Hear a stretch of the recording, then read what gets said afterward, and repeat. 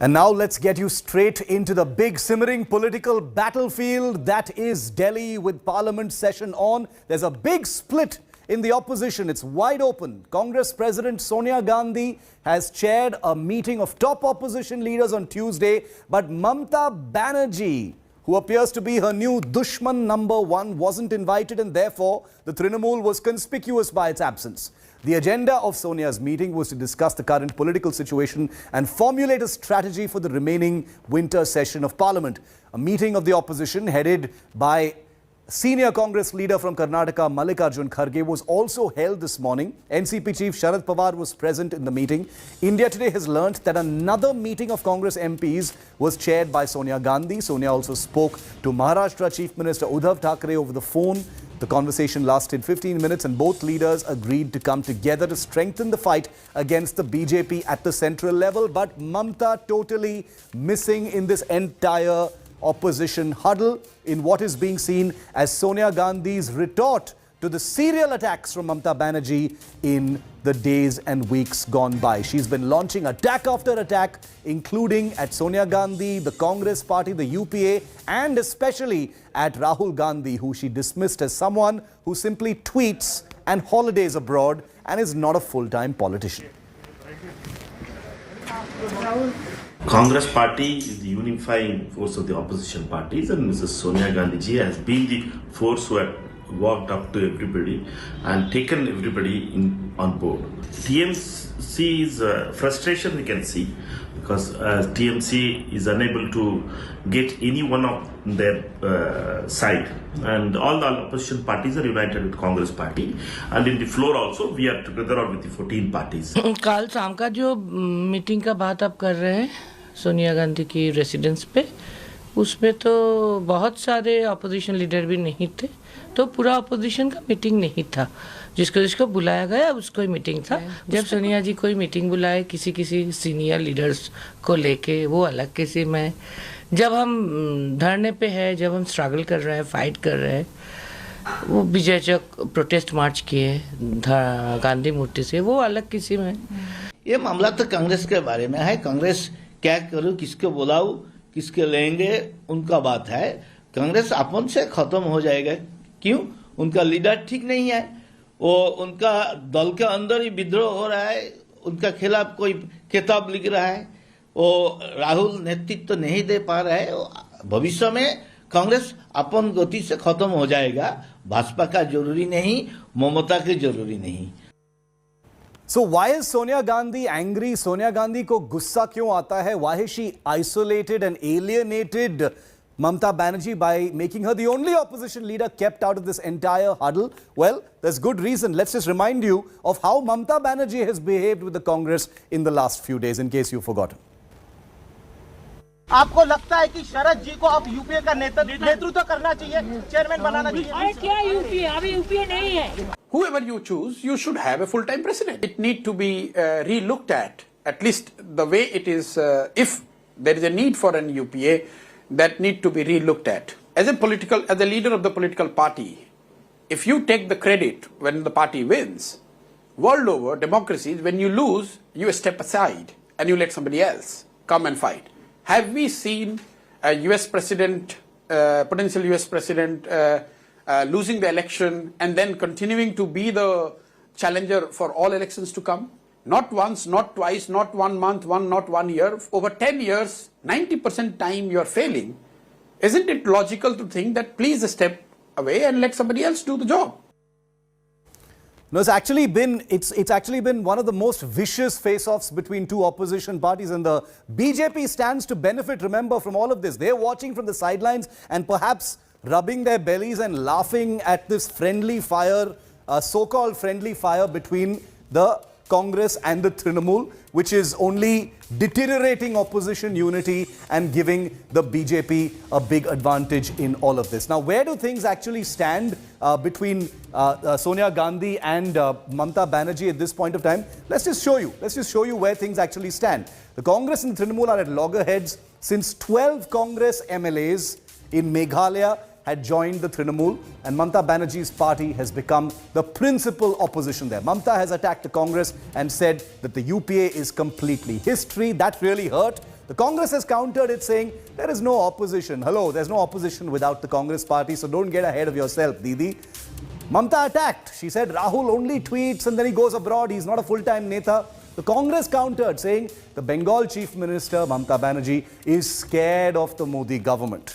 Then Mamata attacked again, saying cannot help it if a party doesn't want to fight. Basically calling the Congress thaka hua and basically on the verge of extinction. The Congress again reacted angrily, saying Didi is scared because the Enforcement Directorate is piling up cases against her nephew and therefore she has become a chabi being used by the BJP against them. But the big question amidst this entire war between these warrior queens of politics, Sonia and Mamata, is can there actually be an opposition without the Congress party? That's one of the biggest questions being asked right now. If you ask any of the regional parties, they actually kind of sidestep the question because many of them, whether it is the TRS, whether it is Jagan, whether it is many others, they are looking at the possibility of building a non-Congress opposition front.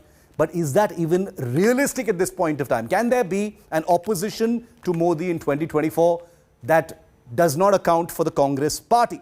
Well, is Mamata's new bid to create this opposition without the Congress even realistic or possible? Here are some numbers that should put things into perspective for you. In the 2019 Lok Sabha polls, the Congress had contested in 421 seats and managed to win just 52 seats. It contested on 62 seats and won 22 of them.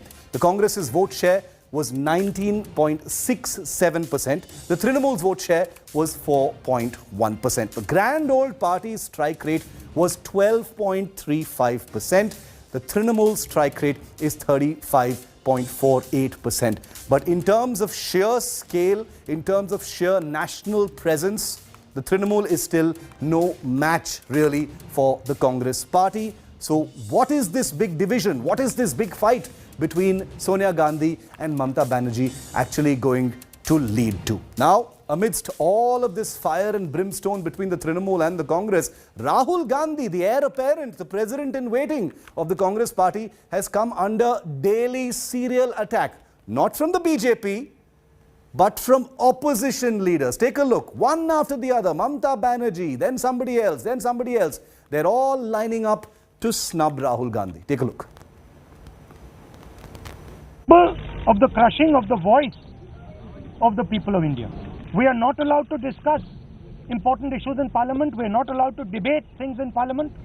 Rahul Gandhi raising the pitch and firing his latest salvo at the Prime Minister. But the Congress president in waiting is under a chain reaction of escalating attacks. Not from the BJP, but the opposition itself. With fast-paced rumblings of an anti-Modi front, the man consistently at the receiving end is Rahul Gandhi. It started last week with Mamata's direct offensive on Rahul Gandhi, saying that a neta who spends so much time abroad cannot be effective on home turf. A jibe apparently invoking Rahul's recent 3-week vacation in the United Kingdom. Then came a blow from Mamata's political strategist, a man who had almost joined the Congress party just months ago. Will and stamina and determination to stay put till it happens. You cannot just imagine that I'm doing a tweet followed by then a press conference followed by few candle marches here and there and government should be on its knees. It's not going to happen. If this wasn't bad enough, Rahul Gandhi has now come under attack from Kerala Chief Minister and CPM strongman Pinarayi Vijayan, a regional chieftain from a party that the Congress confusingly battled in Kerala yet teamed up with in Bengal. ഇപ്പോൾ ഏറ്റവും ഒടുവിൽ രാഹുൽ ഗാന്ധിയുടെ പ്രസ്താവന വന്നു. അദ്ദേഹം കോൺഗ്രസിന്റെ വലിയൊരു പരിപാടി എന്ന രീതിയിൽ സംഘടിപ്പിച്ച ജയ്പൂർ റാലിയിലാണ് ഒരു ഹിന്ദു ഗവൺമെന്റ് എന്ന ആശയം മുന്നോട്ട് വച്ചിരിക്കുന്നത്. ഹിന്ദുത്വത്തെ എതിർക്കാനാണ് എന്നാണ്. ഇത് നേരത്തെ മുതൽ കോൺഗ്രസ് സ്വീകരിച്ചു വരുന്ന മൃദു ഹിന്ദുത്വ സമീപനത്തിൻ്റെ ഭാഗമാണ്. മതനിരപേക്ഷത സംരക്ഷിക്കപ്പെടണമെങ്കിൽ വർഗീയതയോട് വിട്ടുവീഴ്ചയില്ലാതെ നിലപാട് സ്വീകരിക്കണം. In another swipe at Rahul, Pinarayi's dream of a Congress-Mukt regional front was symbolically endorsed today by Telangana Chief Minister and TRS Chief KCR. By meeting and breaking bread with DMK Chief MK Stalin, the two southern sons appeared to be signalling regional power. The meeting is especially hurtful to Rahul Gandhi, given that KCR had belligerently attacked Rahul Gandhi, calling him a buffoon in the run-up to 2019 for Rahul's decision to tie up with KCR's nemesis Chandrababu Naidu.